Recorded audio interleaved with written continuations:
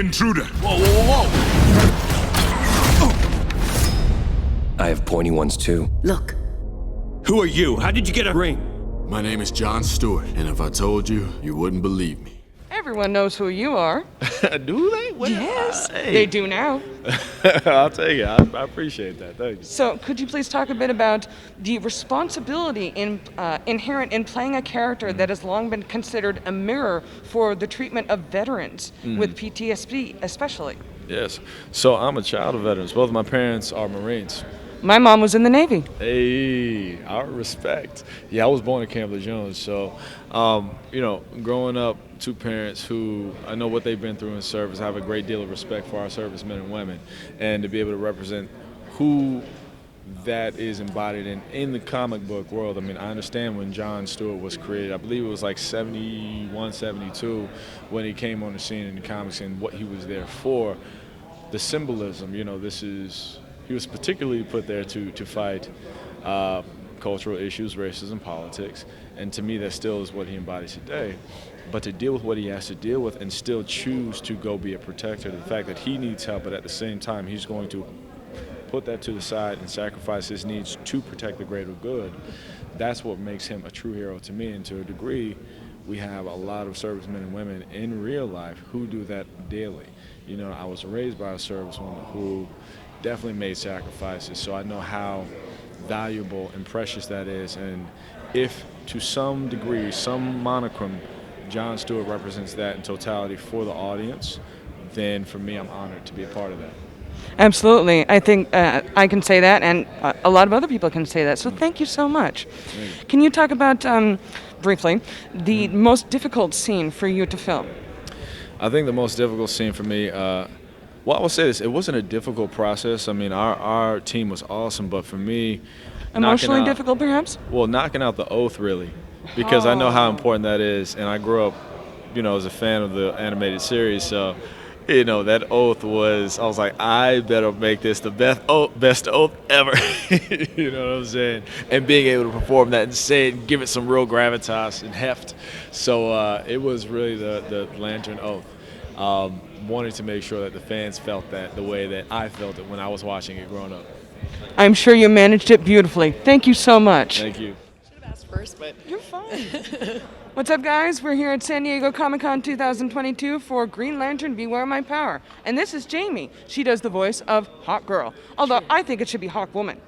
oh, Could you that's please true. talk a little bit about the background research for your character? Well, Hawk Girl is incredible because the character was originally created in 1941. So the fact that the DC Universe was recognizing strong female characters so far back when we're struggling today to get those characters out there is something that I think is pretty remarkable.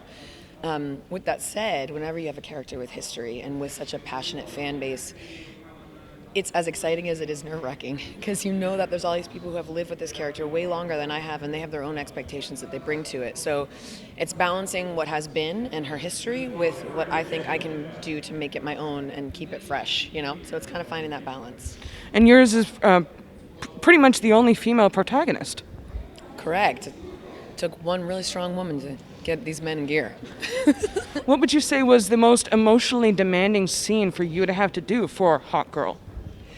I think because she's a woman of few words and a lot of action, I had a lot of effort work to do. So, for instance, when you meet Hawk Girl, she doesn't say a word for the first couple minutes. She's just smashing things. And for me, trying to find nuance in that type of noise making and that type of sound and voice work without using words, it was a different challenge, But that's her. She expresses herself more through action. And so I kind of had to tap into that. That's wonderful. Thank you so much, Jamie. Thank you. Enjoy. What's up, guys? We're here at San Diego Comic-Con 2022, here for Green Lantern Beware My Power, and we are speaking with the voice of Adam Strange. Yeah. Can you talk about your preparation for playing a character that's been around for a very long time, but is still relatively unknown? Right, well, we haven't seen a lot of Adam Strange, and what the authors are doing with this particular version gave me an opportunity to build something original and something new here. And we meet Adam Strange without giving too much away when he's down and out and he's looking for a second chance. And he shares a little of that DNA with Jon Stewart, who is also looking for who he is. And they are both traumatized by things that have happened in their past in different ways. and this conflict offers them an opportunity to figure out what they're willing to sacrifice for the greater good, and to find out who they are and to give them a brand new sense of purpose. You have a fantastic emotional attachment to this.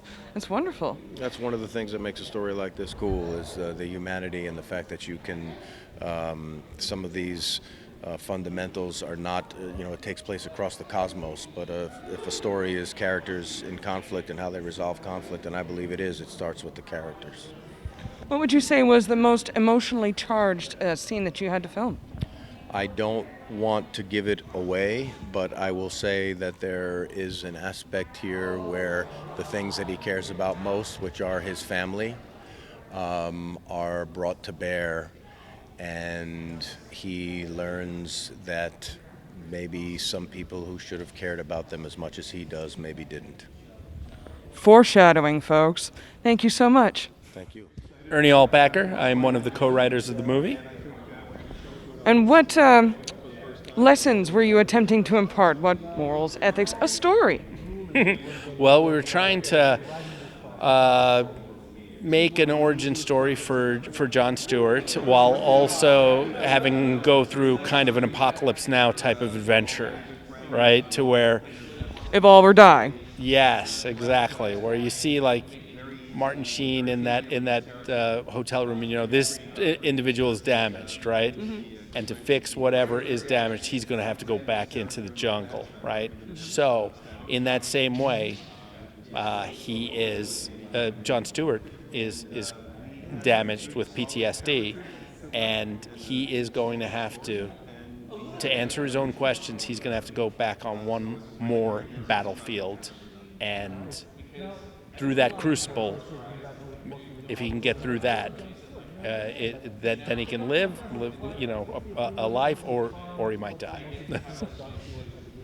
What would you say was the most emotionally charged, emotionally difficult scene for you to actually write to film? There was a scene in the beginning where John is, roughed up by the police, which was kind of very hard to write, but because I have such an excellent co-writer, and John Semper, we were able to get it done. Truth can be difficult. Thank you so much, good sir. Thank you very much. What's up, guys? We're here at San Diego Comic-Con 2022 for Green Lantern Beware My Power. And you are, good sir. I am John Semper. I'm the co-writer of the screenplay. So what made you want to bring this particular story of Green Lantern to life? Well, Alicia, I think that this character is probably one of the most interesting characters in the DC Pantheon. I've always liked Green Lantern. I've always liked Jon Stewart. I actually wrote him in an episode of Static Shock many years ago, so this is my second time writing him. This whole Green Lantern, Green Arrow relationship is an important one. I'm old enough to have bought the comic when Denny O'Neil and Neil Adams introduced the relationship between a different Green Lantern and Green Arrow. I'm old enough to have bought the comic when Jon Stewart was introduced for the first time, 50 years ago. So, it's great. It's always great when you can handle important characters, reintroduce them to a whole new audience. I think there's a generation that's been waiting for this character to be brought to the screen. They're familiar with him from Justice League. Absolutely. And they've been waiting for him to be brought to life, and so I'm very excited to be able to do that. Can you talk about, briefly, about the importance of representation? Jon Stewart, in particular, represents a great deal of military veterans and PTSD and how it's treated by our government, or not treated. Can you talk about that? Yeah, I think that when you're dealing with a subject like PTSD, which we are, John has it at the beginning of our movie, you have to treat it with a certain amount of respect and sensitivity. We don't use it as a gimmick. He's dealing with a real problem. In fact, it's really working his way through that problem that is kind of the core of our story. Green Lantern Corps, get it? Very good, Alicia. Thank you very much, sir. Beware My Power. Please talk a bit about what made you want to bring this story of Green Lantern to life. Okay, so the biggest thing was like we haven't seen any kind of real origin story in the animated universe. Not for Jon Stewart. Not for Jon Stewart, and I thought it was about time. And when we were talking about doing it, I was like, I'm super excited to do this. Let's talk about, because he was a super straight guy, like super serious in the Justice League series. You know, with Bruce Timm, we were like, oh my God, like we can explain why he's like that. What pushes him there? What makes him like that? That was super exciting, and what made us so excited about telling about this character. That's wonderful. Can you talk briefly about the representation matters as far as Jon Stewart himself goes? Not only as far as minorities, but the treatment of military veterans and PTSD. I think I can't speak to that because the writers were the ones that approached that stuff. My job is to tell the story, you know, that comes to me, that they bring to me. But to have the opportunity to tell that story is really huge. I mean, my cousin came back from Iraq. He had a time, and I could see what he had to deal with, and it was not even it's not even 10% of what other people have to deal with. And I was like, I hope that we can bring that more to screen more often and show what kind of people these are that do those kind of things. These are heroes. They do selfless things, and to bring a character that represents that, huge honor. They sacrifice. Yeah. Thank you so much. Yeah, you have a thank fine you. day. You too. Thank you. What's up, guys? We're here at San Diego Comic-Con 2022 for Green Lantern Beware My Power. And you are? Butch Lukic, the executive producer of the Tomorrowverse, I guess it's called now. So what made you want to get into telling this story, sharing this story? The Green Lantern story? Well, originally it was part of our pitch to Jim Lee and DC Comics as far as what we wanted to do for the next 10 movies. So we were going to introduce each Justice League member, or soon-to-be Justice League member, with their own story arc. What made you decide to pick Jon Stewart as opposed to any of the other Green Lanterns? I always wanted to. Okay, about 5 years ago in Justice League Action, an audience member asked me, when are you going to introduce Jon Stewart? Brilliant. And I said, we're going to do it next year. And then we didn't get a next year. We only got one season, so I never got to do it. So then this time around, I figured, screw it, we're going to put him in for this version. That's absolutely brilliant. Thank you so much. Yeah. Here with a lovely person who does the voice of Green Arrow for me. Green Lantern Beware My Power. That is my job. Could you please talk a bit about research that you did for the character? Yeah, I was way more in the Green Lantern school, and Arrow hadn't really broken into my world prior to this.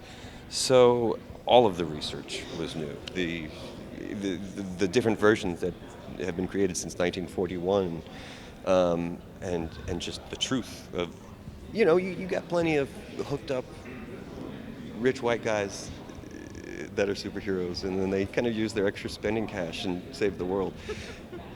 Nothing against Batman, but I'm just saying that's what they do. And No, Ollie, no bias. not at all. But Ollie actually gave it all up to make the world better, to save it, to save the universe, which is pretty badass. It truly is. Yeah. What would you say was the most difficult emotional scene for you to film? Well, it's Potentially without spoilers, that's but the thing. That's why I'm pausing. I know precisely what it is. I would say, a friend, a good guy hurts someone, and it's kind of shocking. Yeah. How's that wet your palate? That's a WH, by the way. you are bad. And it's wonderful. Thank you so much. My pleasure. Thank you.